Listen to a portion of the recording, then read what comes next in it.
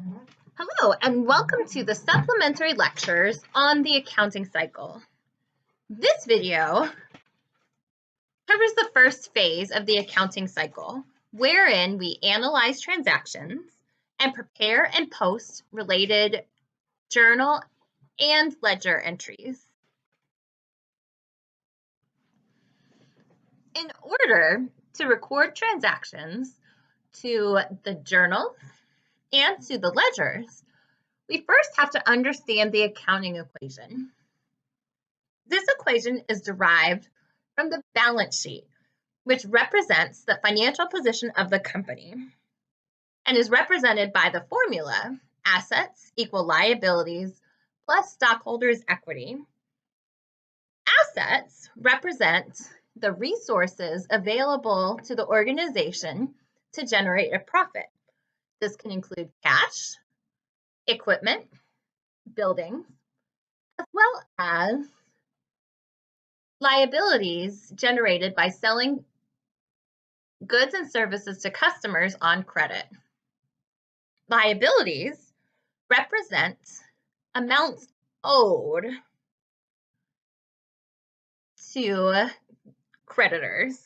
This can be through accounts payable, generated through buying inventory on credit, through borrowing money, or through receiving cash without having done the work to earn it.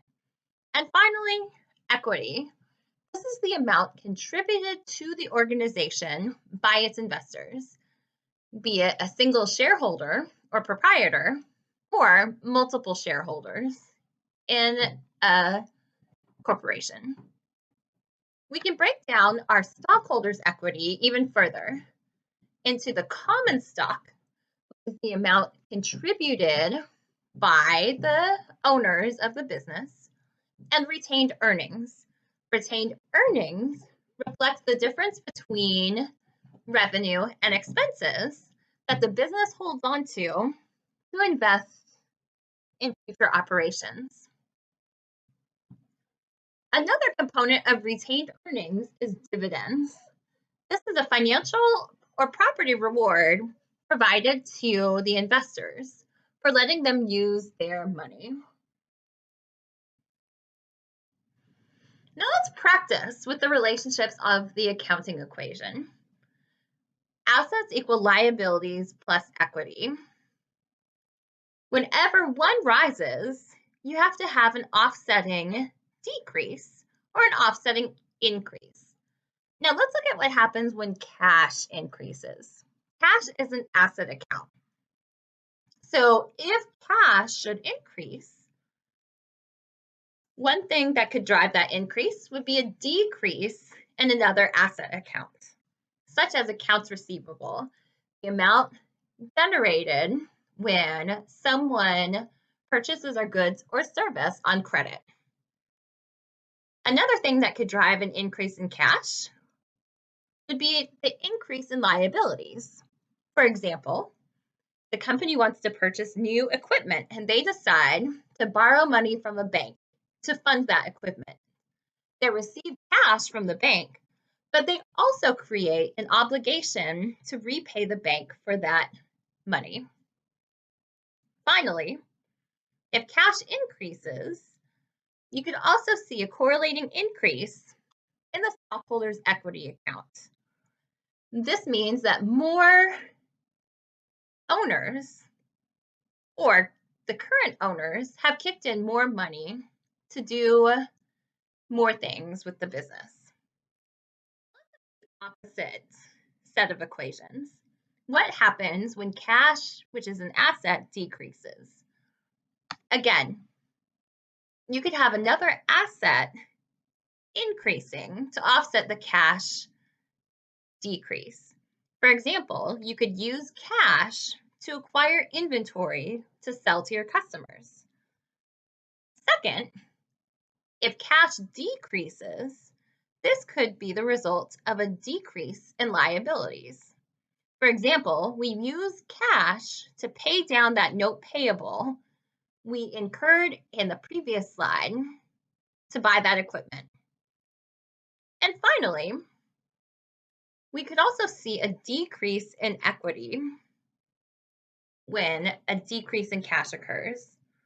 This would be shareholders cashing out or dividends being paid to shareholders as a thank you for contributing to the organization.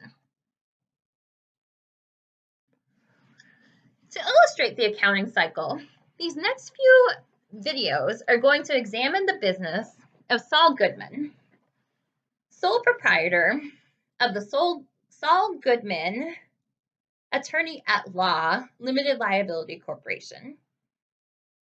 His chart of accounts is below.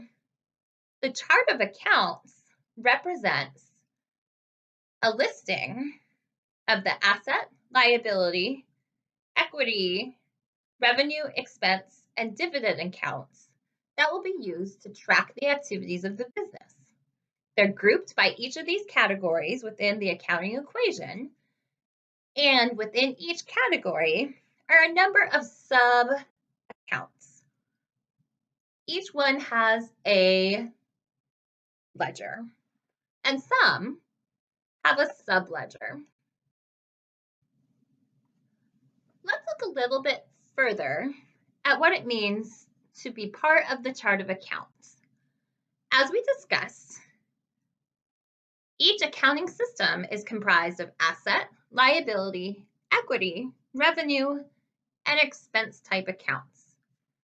Each of these accounts utilizes a ledger to keep track of the transactions related to that account. Some of these accounts also utilize a subledger, which is used to keep track of the ledger detail in even more precision. Typically, you might see this in accounts receivable and accounts payable ledgers. You might keep a separate subledger for each customer who does business with your organization, as well as a separate subledger for each supplier that provides inventory, goods, or services to you. In the previous examples, we saw the impact on asset accounts, on liability accounts, and on stockholders' equity accounts when our cash balance increased or decreased. But this is not the most efficient system. To improve the efficiency, that is, to allow us to keep track of account increases and account decreases at the same time, accountants adopted a dual entry accounting system that utilizes debits and credits. Debit simply means revisit the previous example credit about an increase in cash.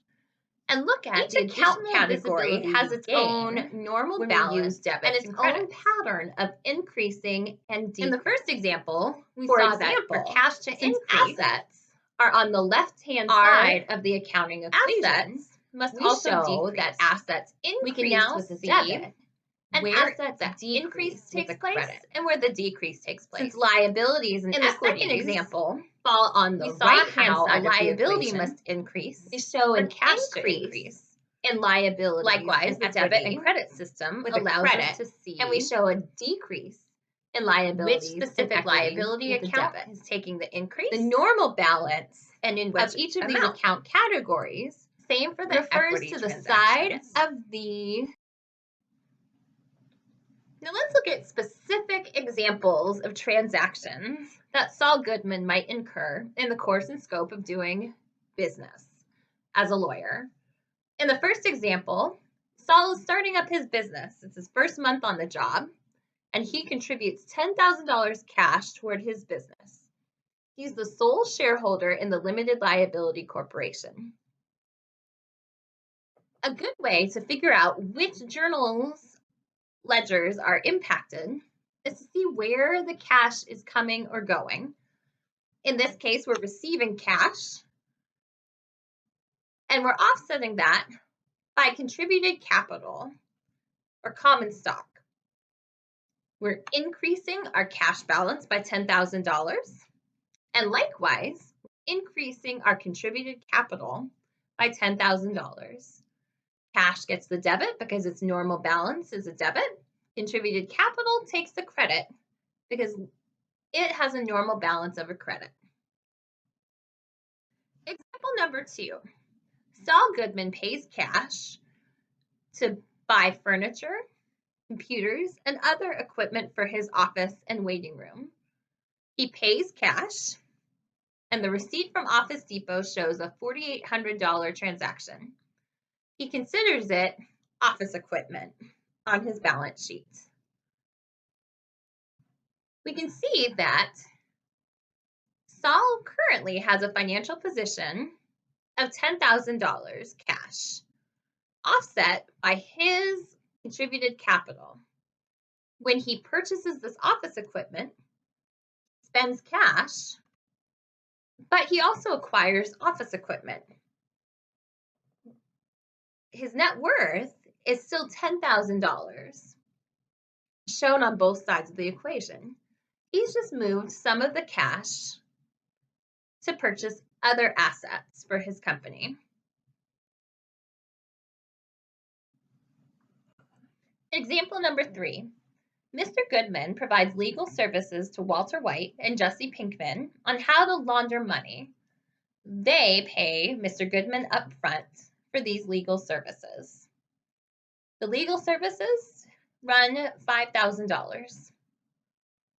To solve this set of transactions, let's look at the accounting equation in more detail. We know that Jesse and Walter are contributing cash to Mr. Goodman's business in exchange for him performing services.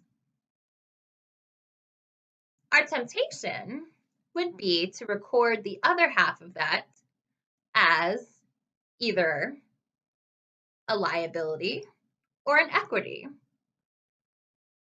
But it doesn't really fall into one of those categories at all yet. Mr. Goodman receives revenue because he's performed legal services for Mr. White and Mr. Pinkman. Eventually, when the books get closed at the end of the month, the difference between revenue and expenses will be deposited into retained earnings and be reflected in the accounting equation. But for now, let's keep track of the equation as a revenue receipt. Here we see it again. Our cash account shows the $10,000 initial investment, the $4,800 paid to purchase office equipment, and now we're adding $5,000 for revenue received or services performed, and we're increasing our revenue by that same $5,000, noting that eventually our revenue will be transferred into our retained earnings account. Example number 4, Mr. Goodman pays September rent to his landlord in the amount of $1,200. This is the opposite transaction of what we just saw in example number 3. In example number 3, Mr. Goodman earned revenue by providing legal services. We credit this revenue, and knowing eventually when we close out the books for the month, it'll hit our retained earnings. Rent is an expense. Rent expense also eventually gets dumped into retained earnings when we close our books at the end of the month. We pay cash to satisfy our landlord, and we debit rent expense.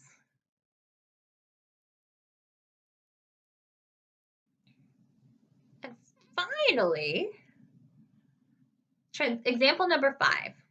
Saul Goodman purchased a 1-year insurance policy for malpractice and pays the $1,200 policy up front. This is an example of a prepaid asset. Mr. Goodman pays cash to obtain a benefit that will help him out for more than one accounting period or month.